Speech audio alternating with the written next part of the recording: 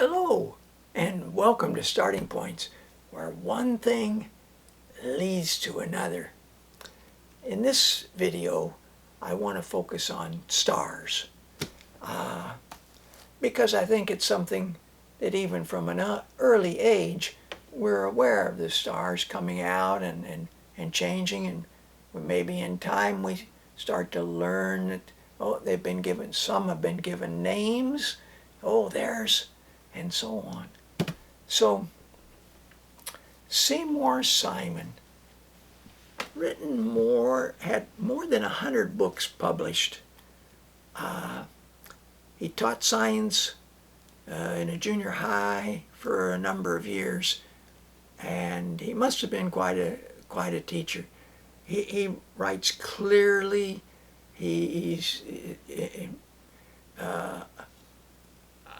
Well, just the things he points out and the way he does it, I find just really remarkable. So, stars. He's a star. And this book is one of many that he did on planets, and it would look like, and stars and astronomy. And the pages might look like this. Okay? So he also did something called Look to the Night Sky, an introduction to star watching. And I got it both as a paperback and a hard copy and had it in my classroom. And it covers a bigger range, and what does that mark for? Comets and meteors. So one of the things fairly early on is that becoming aware of stars and where they're located and where they sometimes are in relationship to other stars. And little books like this is one of those ladybug books from England, the stars and their legends, and where you can use one star to line up to find where you'd find another constellation. Stories and Lore of the Zodiac is a retelling of legends that have been attached to those stars.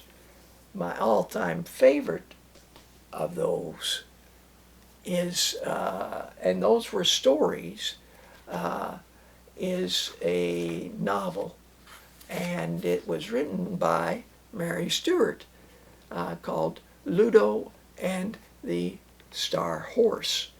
And here's a book which I think is also a good starting point. It's called Astronomy, Examining Your Environment. It was part of a series, Astronomy, Birds, Ecology, Mapping Small Places. I got all this series done and published in Canada. Mapping Small Places, Mini Climates, would do little units on some of these. Running water, for example, there was a stream that we used, and a lot of neat data collecting adventures. Snow and ice, I've shown you. Dandelion. So this one's on stars, and it shows a star explorer. Now, this star explorer I've got is 1958, it says.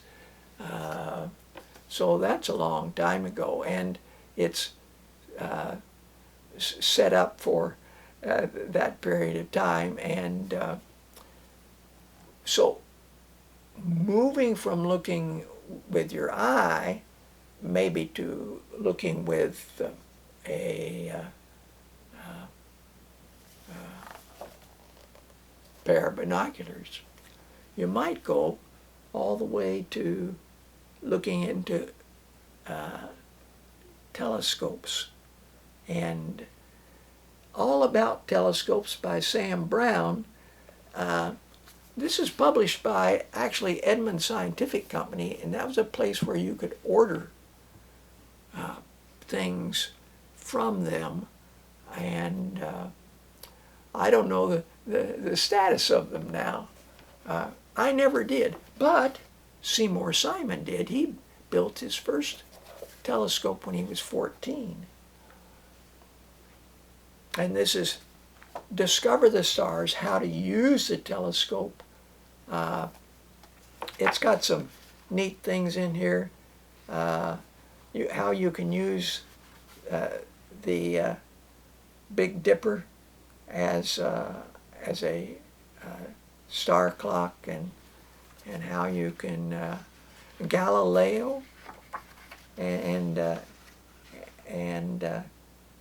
began with the moon. And so, watchers of the skies, well, that's gotten into something a little deeper. He's got something in here on Eratosthenes and on Ptolemy that I thought about reading to you. Willie Lay, I really like him. I first came across him in this math book of his called The Borders of Mathematics. His first chapter in there was Eratosthenes, the Sieve of Eratosthenes. Carry On, Mr. Bowditch. Now here is a novel about a very practical, observant, and bright man who learned to create tables that would help navigation based on the stars. And it's quite a book. I mean, his life is from a poor, let's call it a poor start, being always curious and just able to get along with people really well. And so his meticulous record keeping led to charts that sea captains used. Then fiction, stars. Well, you got to start someplace, beginning. This is a star is how you know it's almost night. You know, that first star. And as soon as you see one, there's another and another. And the dark that comes doesn't feel so dark. So this is a board book, but just it's a magical board book. This is a picture book called Chicken Sunday, and Miss Ella and the people here are at her place are doing Ukrainian Easter egg decorations, and it's just a warm story. All her books, she not only shaped the stories, but she was an artist and she illustrated her books.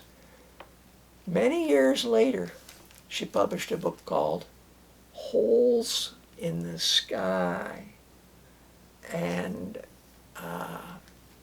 again, just the warmest of stories. I'm very touched by all her books. Though this one's a rather humorous one called Meteor, about a meteor that fell near in this case a farm in Michigan, and how the news spread and got out about this meteor. This is probably not a great story to end on now that I look at it and think about it.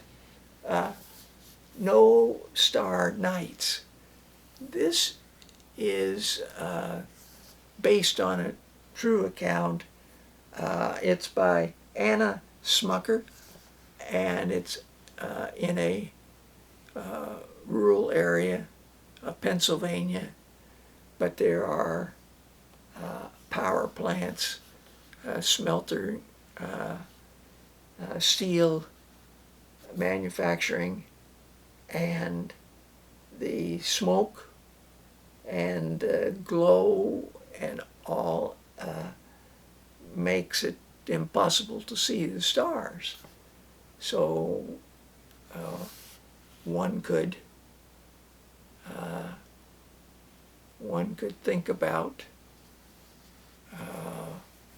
how for those early travelers who traveled and their way was lit by the stars. There were no electric lights, no any kind of no whale oil lamps. It was and if you lived in a village, I mean, there was the majesty of the sky. And now, of course, if you live in the big city, seeing stars would be a pretty rare thing. Well, thanks for joining me. Until next time, bye for now.